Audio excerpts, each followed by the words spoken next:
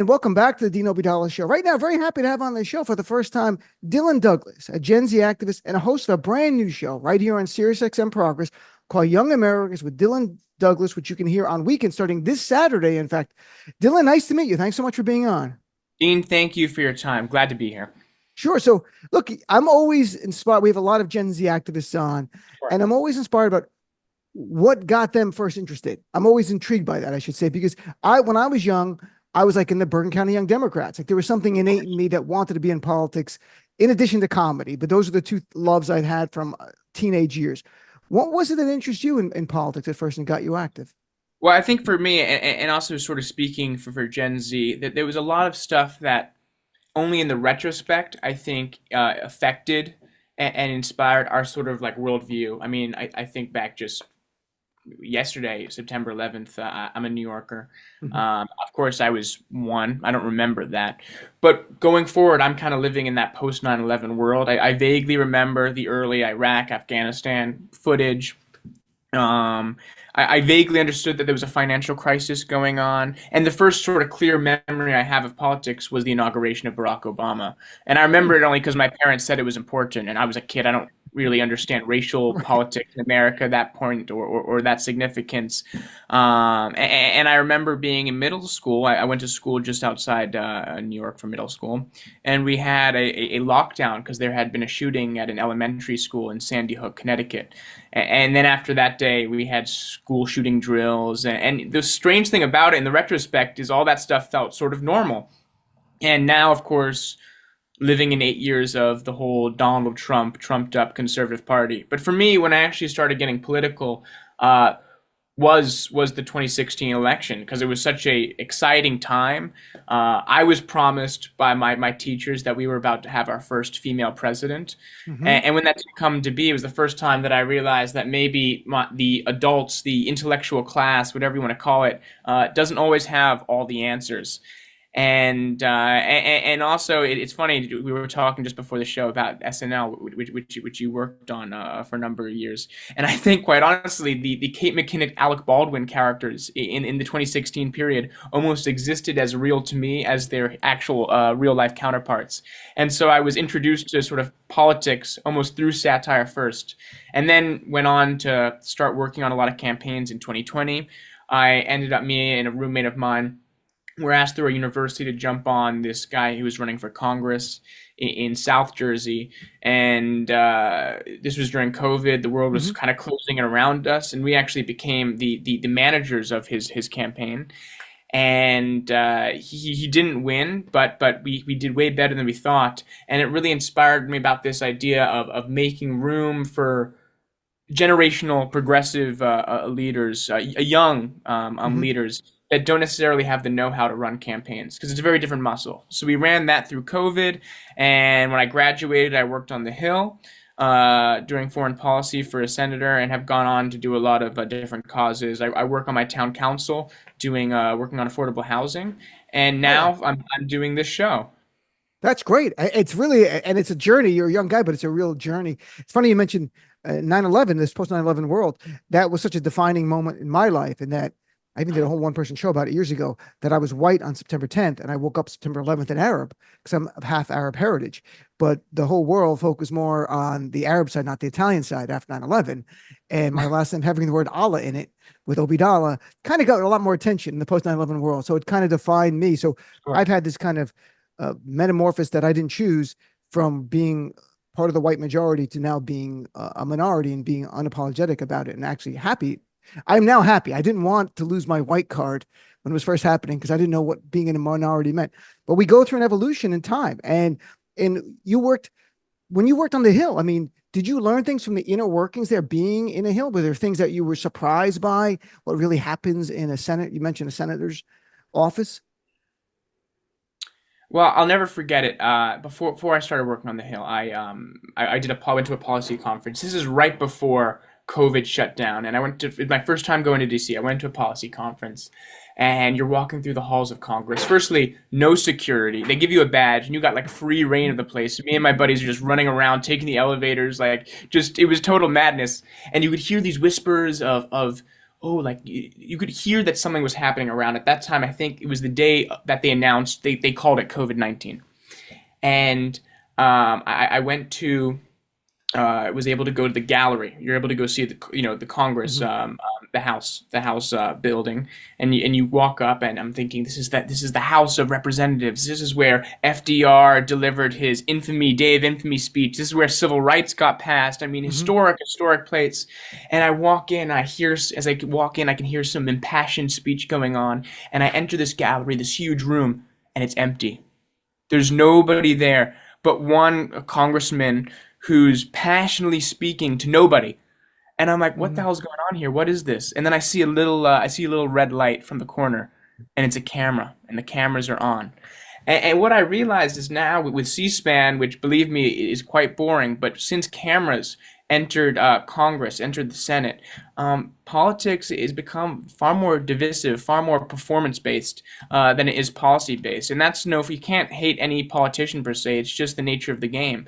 But that was something that I really realized when I went there the first time, and when I went there actually for work to see just how now uh, how public office is. It sounds like an oxymoron, but Right. you have very little time to actually think on the issues and read on the issues and work on the issues, and way more time spent just presenting yourself as I'm a public figure. I'm here in the public, and I can hear you, and It, that's a burden. it is the intersection of celebrity and policy, and often Definitely. celebrity takes it transcends policy because we don't talk about it much. I'm chatting with Dylan Douglas, the host of the brand new show on SiriusXM Progress, Young American with Dylan Douglas, which you can hear starting this weekend. But let's talk about policy because Gen Zers, Sure. I've been so impressed by the intensity and the interest in so many issues. And a lot of them, I tell people, they're not political. They touch Gen Zers' lives personally. If it's gun violence, if it's climate change, reproductive freedom, there's been issues thrust upon your generation that are not these intangibles, academic debate around a coffee shop. This is like affecting your life. So share a little with the audience. What is Gen Zers like? What are the issues that are really motivating them leading into the 2024 election? Dean, you're so right. We talk about like Gen Z issues, and I think it's almost silly to say it because there's no Gen Z issues. Our issues are the issues. It's climate change. It's guns rights. It's abortion rights. And the only reason it's framed as Gen Z issues is that we're the first generation to live in a world where going to school we were scared of getting shot. We were the only one to grow up generationally understanding that our future isn't guaranteed economically or through climate. Not only that, with the climate specifically, I think in politics, quite honestly, there's often a little alarmism, oh, if we don't do this, then tomorrow everything's going to be destroyed. But climate is one of the only issues that I remember growing up when I was in middle school. It's, oh, if we don't do anything now, our grandkids are going to suffer. In high school, it was, if we don't do anything now, our kids are going to suffer. And now it's, we're living through what's going to be increasingly a more unpredictable climate time. And the ramifications are going to happen not just in my life, but your life. So it's Gen Z issues are the issues of the day. It just so happens that we grew up in a world defined by those issues. We don't remember anything else.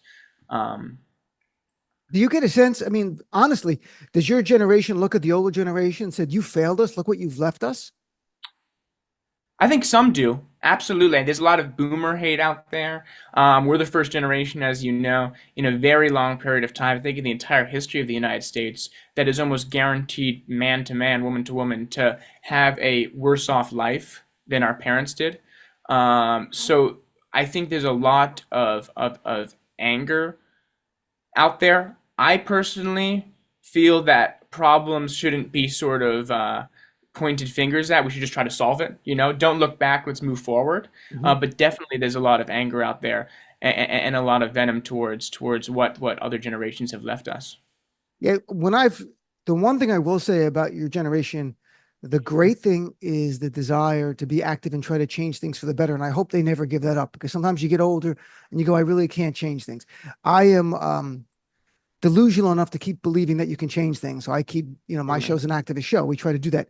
But I've also heard this sense of like that there's not the opportunity that other generations had. And I worry what that will that will weigh on younger people. Like we have to delay milestones of getting a house, and we have student loan debt, which is literally criminal for those who did go to college or grad school. How much there is, and how much the inflation Right. of those prices are, and there's a sense of not I can do anything, but more like there's a great weight on me just to make it, just as to just do the bare minimum in society. And it's harder to dream, almost cruel to dream. And I mean, does that resonate with you? Do you hear that kind of thing? And if it's true, what do we do to change that? I absolutely agree. You know, I was watching this very strange movie, good movie, strange movie, American Psycho, I said two it nights many ago times on with cable. Christian Bale, Right. which the right, by the way, has like sort of like promoted as their sort of like archetype. I don't know why, very strange, but sort of antithetical to the storyline. I was watching it, and the characters are 27. They live in New York, well educated. They all kind of Right. went to Ivy League schools, but at 27, they're working an office job where they have an assistant, where they don't cook their own meals. They eat almost entirely out at the nicest restaurants. And one of them has a park, has an apartment on Central Park, overlooking the park, which for those of you not familiar with New York, is very very nice real estate. And that's not going to happen for us at any level of success. That's just not in any of our cards. And you know, there's lots of problems. A problem near and dear to me, and something I work with a lot, is housing, which I think is underlooked. You know, we talk about, oh, it's modern day Mm-hmm. slavery, and I think that's an exaggeration. But we're literally heading towards modern day serfdom, where everything you do, everything you work, nowadays it's an office job, not necessarily cultivating grain. But what we're working now to live. That's it.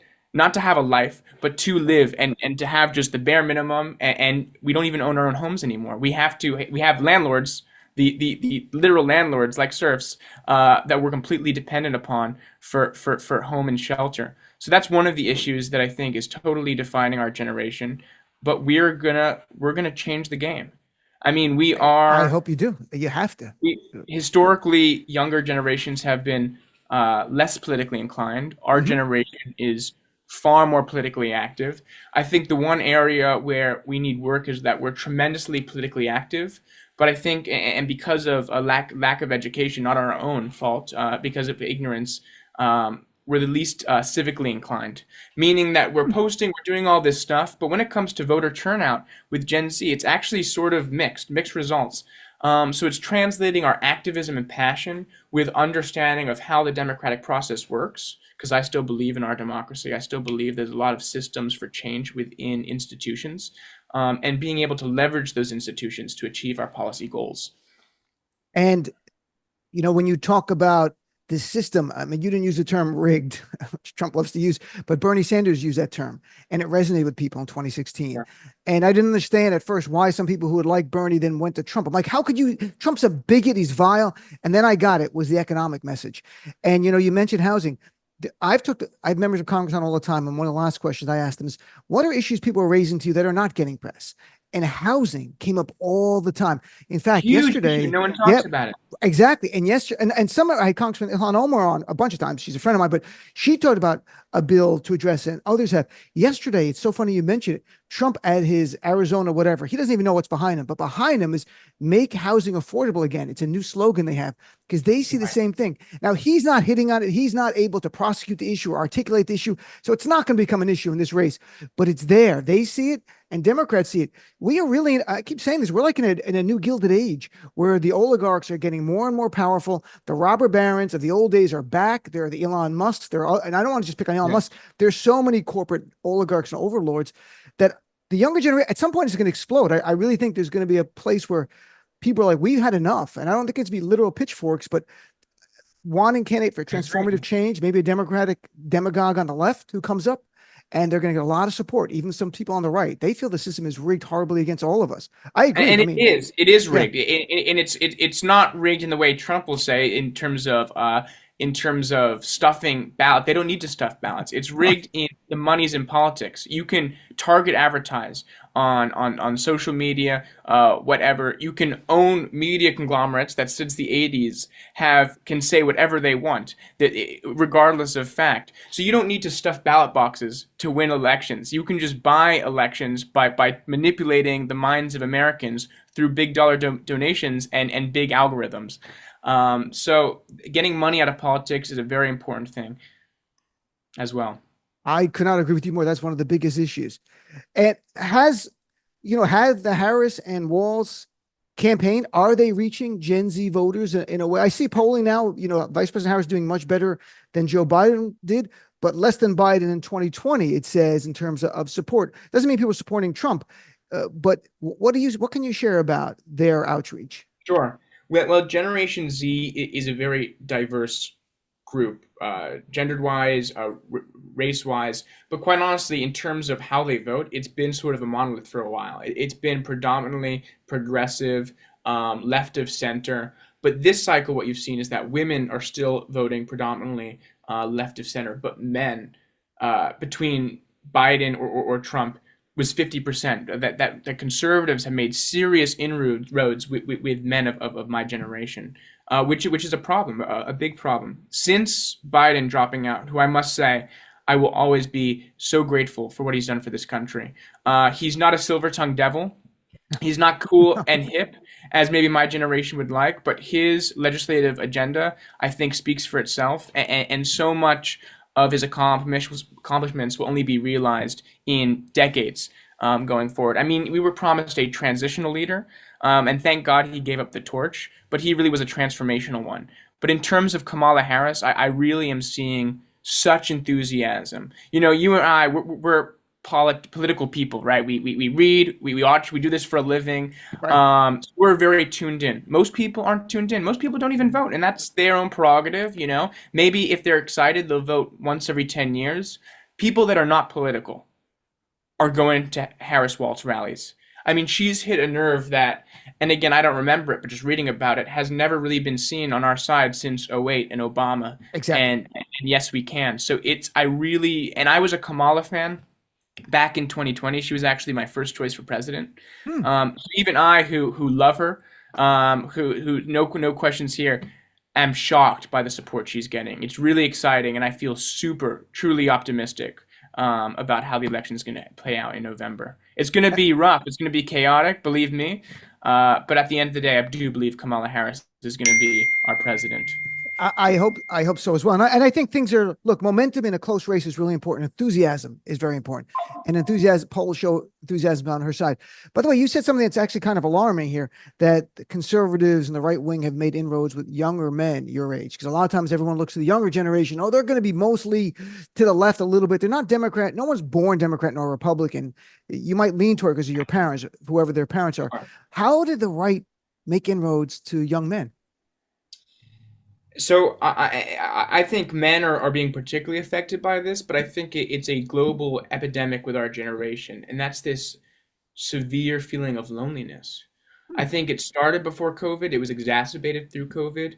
And I think it takes place in the political sphere where you can have these ideas and these feelings. And it goes back to what I was saying about political activism and civic engagement.